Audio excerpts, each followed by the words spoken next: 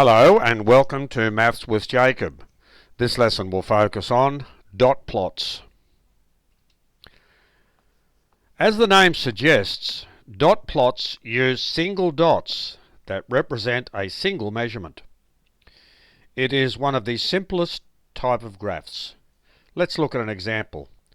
The following are the ages of students in the school band. So here are all the ages. Show the above data on a dot plot and answer the questions. So if you take these ages just one at a time, and you'll see that the lowest age is 12 and the highest is 17. So you just write from 12 to 17 here on the horizontal line, right there on the horizontal axis. And then you put a dot. Each time you see an age, you write a dot. And if you take your time, you'll find that this is the result. So these are the student ages, and they represent how many people in each age. Now we can also answer some questions here. What percentage of students are 17 years of age? Now, if you look carefully, you'll see there are 20 students altogether. So we have 3 students. So 3 out of 20.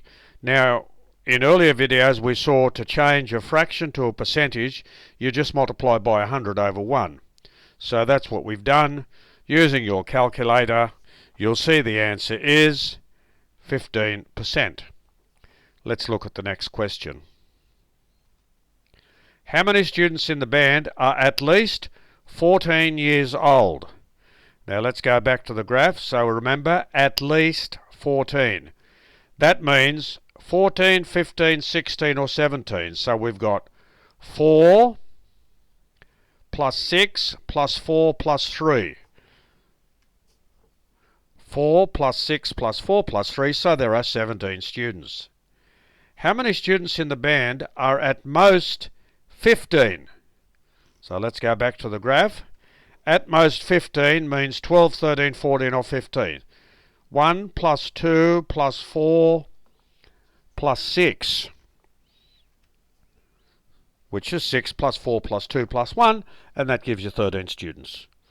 So that answers the questions. For the second example, here we're given a dot plot, and this dot plot shows the results for 20 students on a test. So these are the marks from 3 to 8. That was the range of the marks, and this is the number of students. So each dot represents one student.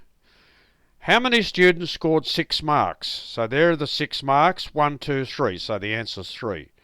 What percentage of the total number of students scored 8 marks? 8 marks gives you 4 students. 4 over 20 times 100 over 1, that gives you 20%. How many students scored at least 4 marks?